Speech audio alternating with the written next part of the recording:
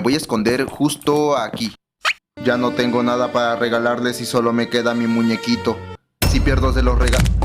Oigan, como esto está bastante tranquilo y si leemos unos comentarios. Mister Hermoso, prende la lavadora, vieja. ¡Vieja tu abuela! Bueno, solo porque me caen muy bien.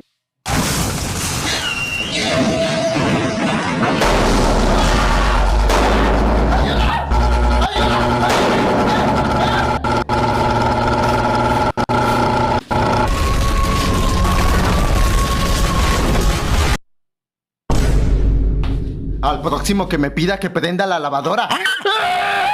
¡Yo te voy a salir nomás porque me gusta mi 2, 1!